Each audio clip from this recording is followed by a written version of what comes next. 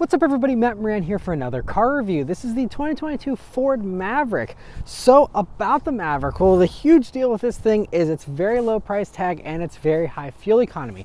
So these start at just $21,500 and can get up to 42 miles per gallon on the highway. Now this version we're looking at here is a Lariat First Edition. So this one is about $36,500 and it tops out around 29 mpg for its fuel economy because it has the more powerful turbo 4-cylinder engine.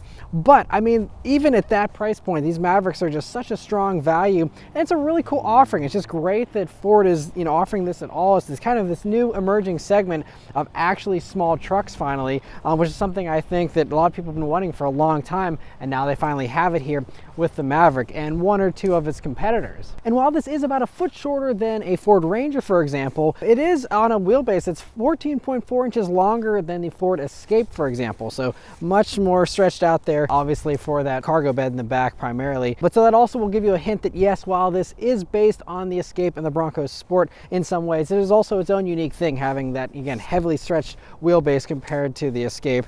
And I think as far as the looks for the Maverick go, they played it safe and conservative. It does kind of look like a baby F-150 in some ways, but I think that it's a very handsome look, and we're going to see more of this kind of styling with the new Ranger. So we are going to see, kind of a family resemblance here, and I think it looks good. I think it could be a little bit sharper looking. The headlights and stuff aren't quite as cool looking as some of the others out there, especially when you compare this to something like the Hyundai Santa Cruz, which is very bold and very eye-catching, but still I think it's traditional truck proportions and is not going to upset anyone either. And so I think that really helps with the mass appeal the Maverick has here. And then coming down to the sides, you see you have a nice little Lariat badge here on this fender vent, and just the typical boxy shape. And then going out to the back, you'll see the cargo bed. It's a 4.5-foot cargo bed, and while that certainly is a smaller bed than most of the competitors out there, they did try and make the most of that space. It's a flex bed, they call it, where you can have, for example, a second level there. If you want to put in some pieces of wood there, you can kind of separate things a bit. There's also various tie downs. There's a 120-volt outlet back there. There's also lighting, a little cubby, and it has a 1,500-pound payload as well. So not too bad there for, again, a small truck like this. My one complaint though is that the tonneau cover here on this isn't as easy to use as the very cool setup you have in the Santa Cruz, where that one has a built-in sliding little tonneau cover. It's a lot easier. There's also no under bed storage, which is something that both the Santa Cruz and even like the Honda Ridgeline offer, which are the other unibody trucks this competes with. And so just not quite as versatile as those, but I think again the lower price of the Maverick does compensate for its slight lack in features compared to some of those more expensive rivals. But otherwise, out back there, you just have some traditional looking taillights, nice kind of bumper, nothing again that stands out too much. But overall, outside of maybe offering a longer bed version, I think that they perfectly sized the Maverick, and I think the styling of this truck is definitely going to age very well. All right, so start up and go for a drive. The Maverick here has the same key as any other Ford, and it's a nice key. It's a little bit on the big side, a little thick there, but some nice metal buttons there on the back of it. And here on the Lariat trim only, it's keyless access, keyless entry, and push button start. In any other, the XL or the XLT trims, you still have a twist key. You still do have obviously the buttons to unlock and lock, but you will have to actually pull the key out to start this. But in this one, you just have this start button that's kind of funny with its placement. It clearly looks like it was kind of an afterthought, but anyway, nice to have that nonetheless. And so you just hit the start button and it starts right up. And if you're curious to hear about the interior in the Maverick, my wife and I already did a full in-depth interior review on this vehicle, so I'll link that above. You can go watch that if you want to hear all our thoughts on this interior. But overall, it's really unique and very fun and functional in many ways. It's certainly not going to be luxurious, even in this Lariat trim. Everything you touch is hard plastic, aside from the elbow points and the seats. But, it all works very well, and, I just think it's a pretty nice interior overall. But anyway, yeah, definitely check out that video for all the details. All right, so setting off in the Ford Maverick. So the first thing you notice here about this truck is that it's very friendly to drive. It definitely feels smaller than the Ranger and just is pretty easy to drive because of the small dimensions. Of course, it's about an inch narrower than a Ranger as well, and that plus the lower height and stuff just makes it feel definitely more crossover-like. Visibility is very good, although not quite as good as like an Escape or something. For example, you have this really thick A-pillar, and the mirrors are right there at the A-pillar too. too, so that doesn't really help with that visibility. But view out of the back is, you know, pretty typical truck, you know, and pretty good in that regard. You also are sitting up pretty nice and high here in the Maverick, which certainly gives you a little bit more of a trucky feel, but you know, it's not overkill or anything. And so just a nice driving position here in the Maverick. I like the way they set that up. Other things here to note, so you have nice and responsive throttle. The brakes also are especially responsive. They really jumped out at me, being a little more responsive than the average truck brake pedal, and just feel really good. And the brake pedal will feel a little different depending on whether you're going for the regular, you know, turbo gas engine or the hybrid version. That will have some regen that blends in with the brakes, and I'm driving the turbo version here, so not able to, you know, talk about that. But just keep that in mind if you are going to test drive the hybrid. It might feel a little different with that.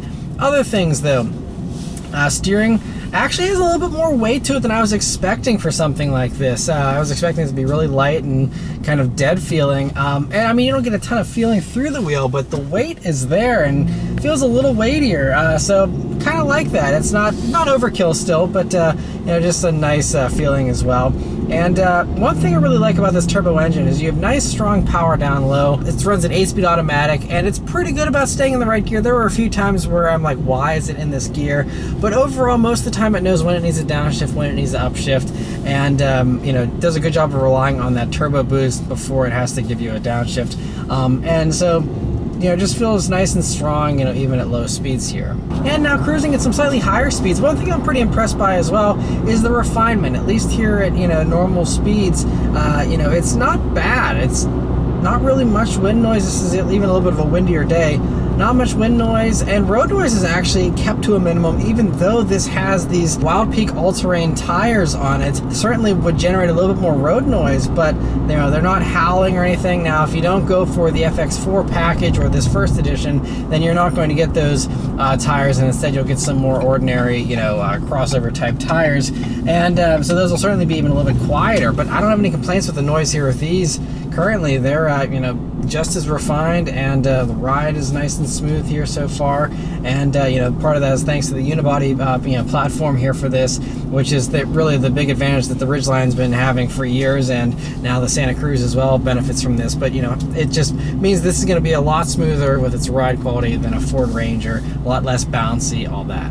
Also, the Maverick here has a bunch of different drive modes you can pick from, and if you go for the FX4 package or this first edition, you get even expanded drive modes to give you a little bit more off-road capability with a slippery mode and things like that. But we're going to go ahead and put it up into the sport mode that it has here, and see about some acceleration. We'll turn down onto this back road here and see how it does.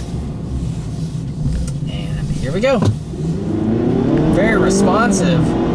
Wow, and it gets up and moves. It does not waste any time. This thing is punchy. So, you know, this one, you know, being the Lariat with this turbo engine, which, by the way, is available in all the trims, I believe. Anyway, it gives you a 2-liter turbo 4-cylinder, 250 horsepower, 277 pound-feet of torque, and a 0 to 60 time that can range from between 5.9 seconds if you go for the FX4 package with its shorter gearing, all the way up to a 7-second 0 to 60 if you're going for a normal version with this engine. And so, this one has the tow package and has the components of the FX4 package, I believe, with this first edition here. So, I mean, it feels like that 6 seconds 0 to 60 for sure. Very punchy. And that sport mode really doesn't mind hanging out in those higher RPMs and, you know, giving you better power. And it's punchy. I was really impressed with this motor in the Bronco Sport Badlands, actually, that I reviewed, the first edition of that. And I'd say in this, it feels just as punchy. Maybe, I think that might feel a slight bit punchy. I don't know if it's because maybe this weighs a little bit more or what, but it still is, you know, almost as much fun as the Bronco Sport with this engine, and it's a really strong runner. And so this motor, by the way, is a pretty reasonable upcharge. It's only $1,100 more expensive than the hybrid setup. Now, of course, you do sacrifice fuel economy going for this turbo motor, but you do get a good bit more power. Now, the regular hybrid setup is going to be a naturally aspirated 4-cylinder combined with an electric motor that has 191 horsepower. I've not driven that one, so I can't weigh in on how it feels, but a lot of people say that it actually feels a little punchier than that number might suggest, and that, you know, this motor, while it's an upgrade, might not be as huge of an upgrade as it might look on the spec sheet. But regardless, though, I think it's you know, just really nice to have this extra power. This extra power does enable you to have a higher tow rating as well, and so These are rated to tow in their base trim 2,000 pounds, but you go for the tow package and this bigger engine, then you end up having a 4,000 pound tow rating, which is, you know, pretty respectable again for what this is, again being a little unibody truck here. Having a 4,000 pound tow rating is, you know, pretty solid, although again it is outdone by some of its slightly larger competitors. But yeah, sport mode though, this thing is nice and punchy for sure, and yeah, you won't have any complaints as far as power goes if you upgrade with this engine. But we're coming up some corners here, and let's see how the Maverick handles. Now this one has the all-wheel drive system, which gives you an independent rear suspension. If you go for the front-wheel drive versions, you have a torsion beam rear, but you know, this one also has the more off-road, you know, ready tires, so that might compromise a little bit. But regardless, it handles itself very well. I think it actually does handle a little bit better than the Bronco Sport, since this has a lower center of gravity and is a little bit lower overall than the Bronco Sport. Yeah, and it feels really nice actually. The front end really does like to turn in a little bit there, and does a really good job. These also are, you know, fairly light, all things considered as well. This one, being a fully loaded Lariat, weighs around 3,900 pounds. So I mean, it's not super light or anything, but it's not bad. I think especially having the lower, you know, center of gravity, the lower vehicle overall compared to a Ranger and F-150, is going to make this feel, you know, like it handles like it's on rails compared to those bigger trucks, which definitely have that more truck-like ride and handling and the lower limits. This has actually higher limits, I think. And by the way, regular Lariats are going to be running 18-inch wheels instead of the 17s you have here on this, so have slightly lower profile tires on those. So a regular Lariat would probably actually handle a little bit better than even this first edition or an FX4 package you know, truck would. So keep that in mind too if you are someone who does want, you know, a sporty little handling thing. Yeah, I mean, I just really like the way this thing drives. It also, as we're hitting some potholes there, soaks those up very nicely. It does a good job of, you know, transferring power. I could feel the back end was actually, you know, getting a little bit of power there as I was exiting a corner. But this all-wheel drive system is a little slow to react sometimes. And there was one time yesterday actually where I had to pull out into traffic in the rain, and I actually got a little bit of front wheel slip before the rear wheels finally caught up and decided to help, and you know, the computers reined in that little bit of wheel spin there. So, you know, it's not a perfect all-wheel drive system. It does allow a little bit of slippage, but nice to have that all-weather capability if you are someone who truly does need it. That all-wheel drive system though is a $2,200 upcharge, and it's only available with this turbo motor, which means you really got to pay essentially, you know, $3,300 or so for the all-wheel drive. It's not ideal. I think that is one thing, you know, it's kind of a bummer the all-wheel drive system isn't available with the hybrid setup, because instead, you know, it's like if you want the all-wheel drive capability, then you have to sacrifice the fuel economy and, you know, go up to this power, which is more power than I think a lot of people will probably even care to have. And so I'm not sure why they don't offer all-wheel drive with the hybrid setup, considering they do have an all-wheel drive hybrid setup in the Escape they've had for years. So I think technically it's totally possible and doable. I'm not sure what the, you know, reasoning is for not offering that, but as it sits right now, you know, it just means that, you know, you really have to evaluate, do you truly need all-wheel drive? And even if you are in a place that gets snow, keep in mind you still have front-wheel drive with the you know, base Mavericks, and you know, front-wheel drive is totally fine for most people, you know, especially if you put snow tires on. You know, you can get through the winter, I think, you know, pretty decently in most cases. So, you know, just keep that in mind. You know, I do love that this has all-wheel drive, and I love the extra power, but, you know, I think it seems like the hybrid version is a lot more compelling. Another acceleration here. Yeah, this thing pulls really strong. It's really nice to have the extra power. And if you are someone who is actually planning on doing some hauling and things like that with your Maverick, then, you know, the extra power will certainly be appreciated for that kind of stuff. But for average commuter duties, I mean, this is certainly, honestly, a little bit overkill, but it's certainly nice to have. The more that I drive, the more that I do notice these tires making a tiny bit of noise, but it's pretty mild. And this road also usually generates a good amount of road noise, and it's really not bad. Honestly, the thing that I hear more so is the engine. The engine kind of sounds coarse and doesn't sound super nice, and it's a little louder, honestly, than I would expect. I know this is, again, a very low-priced vehicle, but just a little noisy for that, but that's really my only noise complaint. Everything else in here I'm actually, you know, totally fine with. One other thing to mention about the sound aspect of this vehicle is that the Lariats do get extra sound insulation. So you see there's a little bit of foam there behind the rear seat backs and stuff. That's something you won't find on the lower trims. And so there's a few other things I think they did to, you know, improve the sound deadening a little bit here for the Lariats. That might be part of why this might feel a little more refined than someone driving an XL or an XLT trim. And now I'm out on the highway here in the Maverick, and it's a really nice cruiser out here as well. So, you know, not too much wind noise still, even at, you know, like 60 miles per hour here. And I also have the adaptive cruise control system on as well, which is something you do get with a luxury package here, I believe, in the Lariat. So there's also an option, you can option on, for example, the blind spot monitoring. It comes with the Lariats here, but on lower trims you do have to option that on with a Ford 360 package. But this does have the blind spot monitoring. But anyway, as far as the adaptive cruise control system, it does have a lane centering assist function. Now, it's still a hands-on system, but it does attempt to, you know, help you out with the steering a little bit.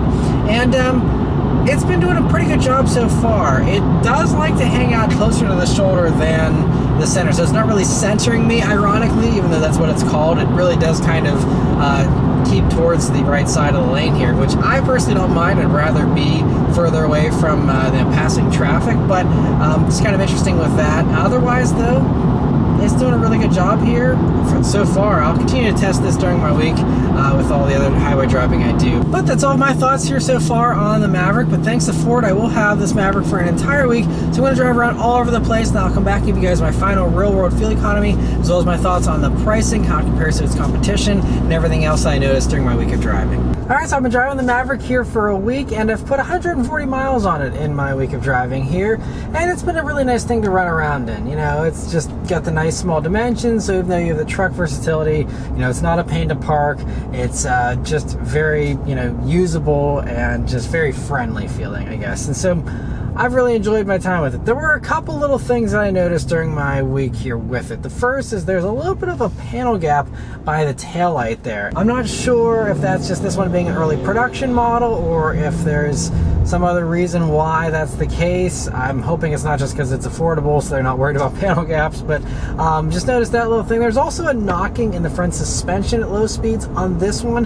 Again, could just be something for this car in particular, but just wanted to mention that very briefly. I also was able to do a little bit more highway driving here in the Maverick and was able to test out the lane centering tech. And in that instance, it actually did do a better job of keeping me in the center of the lane and not sticking towards the shoulder like it was doing when I was on camera previously. And so, you know, it works okay. I still wouldn't count on it to do any, you know, more advanced steering for you. I, you know, don't think I personally would pay extra money for it, but I guess it will help me kind of take a little bit of fatigue out of a long highway drive possibly. So, you know, nice to have, but yeah, I certainly don't think I'd pay extra to have it. And then the last really two things I mentioned here are the fuel economy and the pricing of the Maverick. So first off, fuel economy here. So over my 142 miles of driving here now, I've averaged 21 mpg. Now I did do a little bit of idling while I was stopping for some ice cream with the family. And I watched it drop about a half mpg. So I would say realistically, I'd say I'm about 21 and a half, maybe 22 mpg. And these are rated at 22 mpg in the city, along with going up to 29 mpg on the highway and 25 combined. And so that is for the all-wheel drive version. Surprisingly though, if you go for front-wheel drive with this engine, you only get one better MPG in all the metrics for losing the all-wheel drive. So really no incentive to even get the front-wheel drive turbo motor set up, honestly, aside from just saving yourself, you know, a couple $1,000. But other than that, you know, you're not getting any fuel economy gains really with that. And the fuel economy, you know, it's okay. It's slightly better than its competitors, which I'll get to more in a second. But aside from that, you know, I think that it's just so much lower than the hybrid version, which, yes, forces you to have front-wheel drive. But that hybrid version, I mean, it gives you 42 mpg in the city, it's 33 on the highway, and then I think it's 37 combined. And so, obviously, if you're doing highway driving, you know, maybe it won't be as big a difference. If you're doing straight highway drives, you know, it's negligible. But then, you know, 42 mpg, that's double what I'm getting here around town, basically, in this. And so, that is where it's really gonna come down to your use case. But if you do a lot of around town driving, and I wasn't doing stop and go, my driving is primarily 35 mile per hour back roads cruising, and that's it. And so even with that though, I'm still only getting 21 mpg here with this, and I'm assuming I would have gotten, you know, close to that 40 mpg mark in the hybrid. So it just means that this turbo all-wheel drive version is great if, you must have all-wheel drive and you want the extra power for the towing or whatever. But to me, this version is the least compelling version of the Maverick. I think that these Mavericks are super compelling, very exciting when you're talking about, the base model for $21,500 with 42 mpg. That is the one that got everyone excited, and I think that is the best buy probably on the automotive industry right now currently, and especially as far as the Maverick lineup is concerned. This one is just, less exciting, and especially considering its price tag. So this one, as tested, is just over $36,000. Now, obviously, this has the first edition package, and you can go on the configurator and build one for yourself to see how much it would cost for one you wanted. But at 36, it still has a bit of a value play because a comparable Ranger will run you over $43,000 still. So you are coming in way under the Ranger still, so that's a plus. And you are coming in under a Honda Ridgeline, for example, which a comparable version of that, depending on exactly what, because there isn't a direct competitor, but between the RTL-E and the top trim, you're looking at, between $40,000 and $43,000 for one of those. So this still does undercut stuff like that. Now, obviously, compared to the Ridgeline, you have less interior space, you have a smaller bed, you have less power. There's a lot of compromises there that, if you have a flexible budget, maybe jumping up another, $4 or $5 grand for a Ridgeline could make a lot of sense. Now, the only other competitor, though, I just actually reviewed last year was the brand new Hyundai Santa Cruz.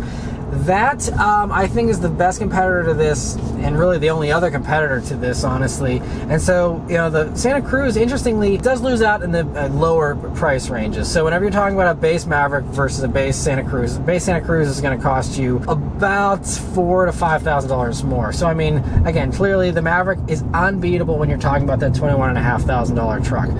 But whenever you get up to these higher trims, you can actually get a very comparably equipped Santa Cruz with the SEL Premium package, and that gives you actually a fully digital gauge cluster. You have a screen that's about the same size as this one. You have nicer materials in the Santa Cruz. Interior space is actually pretty much the same, surprisingly, even though it seems a little bigger and you're sitting a little higher up in the Santa Cruz. The Santa Cruz actually feels a little more like a truck with its driving position and stuff than this, which is certainly lower. So you just get a lot more with the Santa Cruz, for that same $36,000. You get 280 horsepower from a 2.5 liter turbo motor instead of, the 250 horsepower in this. So you get more power with the Santa Cruz. You do pay a slight fuel economy penalty, but again, if you're shopping for these turbo versions, you're not caring about fuel economy. If you were, you'd go for, again, that front-wheel drive Maverick. And so the Santa Cruz gives you, like I said, more power. It also gives you a longer warranty. You get the 10-year, 100,000 mile powertrain warranty with Hyundai's versus the much shorter warranty in this. So that's another very compelling thing. And you also just have some nice features, like I said, the tonneau cover that's included in the Santa Cruz. That's just an easy little roll-up thing. Now, the bed in the Santa Cruz is slightly shorter. The bed in this is 4.5 feet, and it's like 4.3 feet, I think, for the Santa Cruz. But I mean, they're all, small beds. So realistically, it's probably, once you're going to these lower beds, it doesn't really make much sense. If you're talking about a couple of inches, it's not a big deal. Again, I would recommend, if you want a unibody truck, go up to the Ridgeline. That's like a 5.3 foot bed, way longer than both this and the Santa Cruz. And, it's, again, only a few $1,000s more, a lot more usability with the Ridgeline. But anyway, just one other thing about the Santa Cruz I mentioned is you have a slightly smaller bed. But, I just think, all things considered, I just think that the Santa Cruz is a little more compelling at this top trim. If I'm spending 36 grand, I'd rather have a Santa Cruz than this. That's just where this lands with me, but it really, again, will come down to exactly what you are looking for and, what you're looking to do.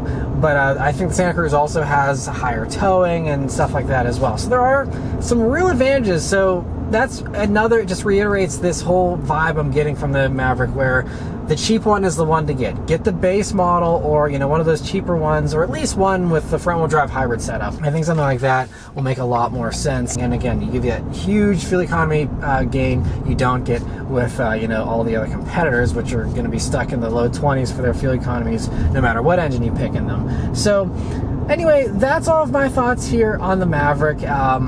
Yeah, just my recommendation, get one of the cheaper ones with the hybrid setup, or go for the Santa Cruz if you're going to go for something, that's $36,000, $37,000. But that's all of my thoughts. Let me know your thoughts on the Maverick in the comments below. Huge thanks to Ford for providing me here with the Maverick to review for you guys today. And yeah, thank you guys very much for watching. I'll see you on the next one. Take care.